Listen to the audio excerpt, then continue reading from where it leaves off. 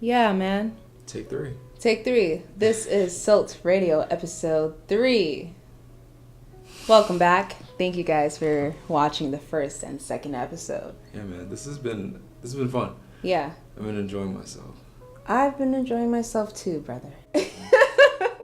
I just think it's so awesome how all of our friends and family members are just so into this. Yeah. I don't know. Do you have any friends who are doing... Yeah, like I think... you mean like that are doing podcasts and stuff? Well, not really. Aleem and Joe, my friends, definitely check out their podcasts. We'll have a link. 200 Podcasts it's awesome. Definitely check it out. We got famous people on there, yeah. There's a cool episode where Rory's in there, no big deal. But I mean, they're talented filmmakers. Yeah, and they're doing it on VHS, right? Yeah, so definitely they have like cool edits and how they record their podcast is in the beginning, basically everyone does a clap.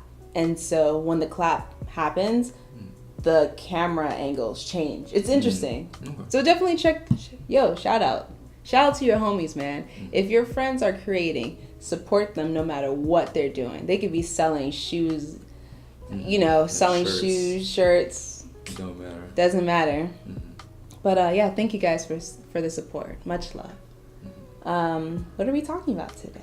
Okay, well, I mean, for me, I have some questions for you. I guess the big thing I wanted to talk about was documenting your work.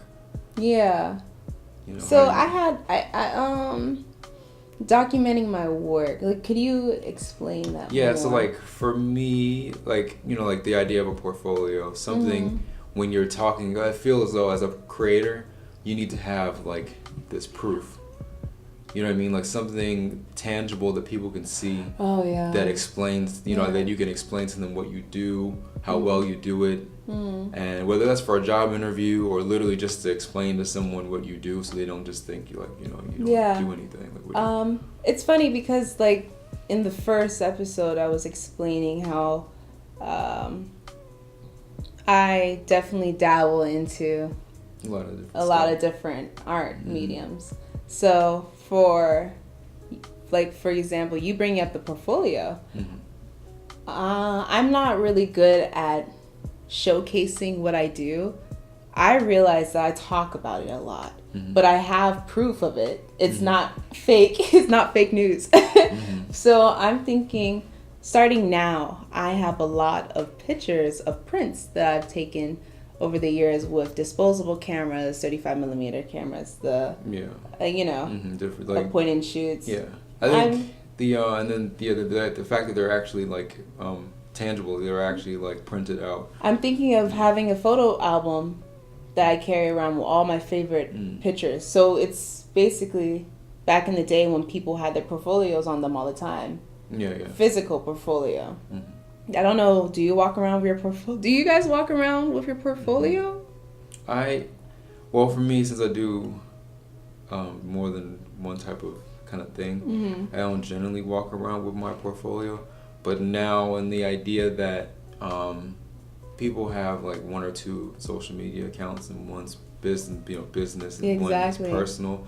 When as a photographer, my IG is my portfolio. That's the thing that I can, show people really quickly, like, this is what I can do.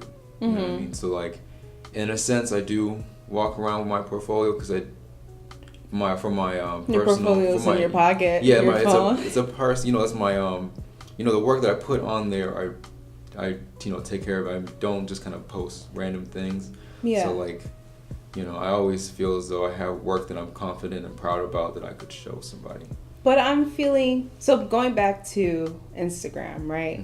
Having your portfolio in your pocket. I'm trying to figure out if it's considered professional now to say, oh, my work is on Instagram. Because it's a platform that everyone uses, but not, there's a certain percentage of people that don't. They're still using Facebook, or they just want, or actually having your own website instead of having having your own domain instead of having that Instagram account, Yeah. But then it ties into your followers nowadays. That gives you that extra leverage. The level of like who's following you, who takes you seriously. Yeah. It's like whenever like people are like, oh, I'm looking for a brand ambassador or something like that, they're generally looking at the not only the content that you do, but like the level of followers. So it adds this new element of like, how popular are you versus how good are you, you know?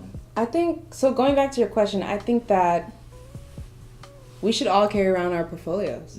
Everyone is visual. I feel as though a lot of people are visual learners. Yeah. So if we have our portfolio in our hands on us, people can see it, touch it. Yeah. It's a conversation starter because it's like, oh, you have something on you right now. I think it's the idea that you have, you know what I mean? Like the idea that it's a tangible thing, since everyone does have the electronic thing. Exactly. You actually have a physical portfolio. Yeah. Like, if anything, you'll stand out. Like, I met this girl who had an album, like a photo album book with her, and she's a photographer. Usually, like that, I feel like just that idea would like, you know. I'm sorry to cut you off, but do you remember my coworker? I have basically I worked at American Apparel for a couple of years, RIP. But I was working, with this guy named Elliot, and he makes music. So Elliot was telling me how he was working on a project, an album, and he came into work. He was like, it was done, and I'm thinking he was gonna give me a link, a CD. This kid gives me a cassette tape. And I was so impressed. It was like, this is very unique now in this day and age. But also, I have to find a way to play this. You gotta find a car, or you gotta buy a CD player. Yes. Or a cassette player. Yes. Sorry. Exactly. Yeah, that's crazy. Yeah. I remember you were telling me about that, and it's like the idea that someone would be like, "Here's a cassette." It really would like knock you back. Like, yo, how do I play this? Do you have a cassette player that I can listen to this on? So it's like now it's like, do you care enough to go out the way to be able to play this music? People still get surprised by the fact that I have disposable cameras on me. They always bring up the fact that their grandparents used to use them. So it's kind of funny how things in the past, as far as like the VHS and the disposables and all the other, I can't really think of any on the top of my head. It's just they're considered unique now. I think everyone's so obsessed. Oh, let me not say it like that. But we gravitate to nostalgia a lot and referencing back to old things because everything is a cycle. So I'm sorry for like changing the subject. Have you listened to Lil Wayne's new album? Bits and pieces. There's this one song I really like, Demon. It's a great song. He sampled this band back in the day. I'm about to play the song. I'm gonna get out of frame. I'm sorry. I'm gonna get out of frame. Alrighty. This is new, and we're gonna test out to see if we could play music. Yeah, we'll see if we get this episode blocked or something. Yeah, let's see, guys. So there's a band that comes in.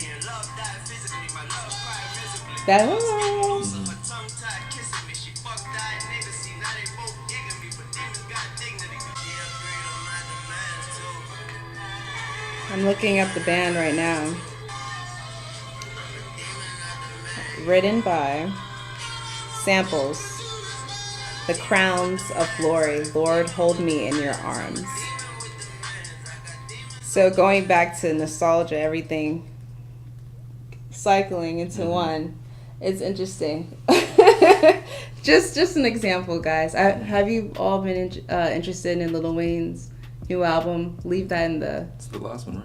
This is Carter 5. Yeah, it's supposed to be the last one. I think it's supposed to be the last one. I guess so. I don't know. I don't really listen to him that much, but I really like this album. Yeah. I like the features on it. That's like in terms of like, I don't listen to Lil Wayne like that either. But like I went to go see the different features on there, and I like listen to most of the songs that have the features. And then at some point I'll find the strength to listen to it, I guess. This is interesting. When it comes to albums, right? Do you get upset with artists that don't mention who's featuring on the track? Like in terms of like featured by these people? Yes. I kind of get, it's my little pet peeve. Well, I mean, I love Rap Genius, so Rap Genius, please I don't sponsor mind. us.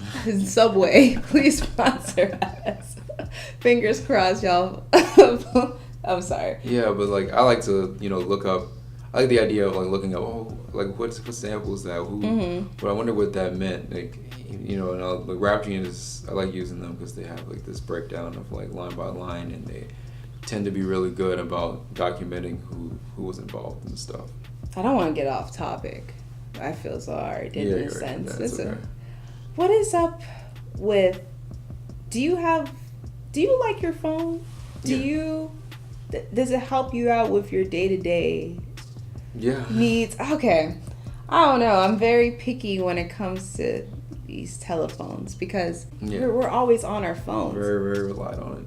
I remember I deleted Instagram a couple weeks ago, and my mind still thought that it was there on the phone. Mm-hmm. So I would go to where it would be, and it would be gone. Mm-hmm. And I would say, damn.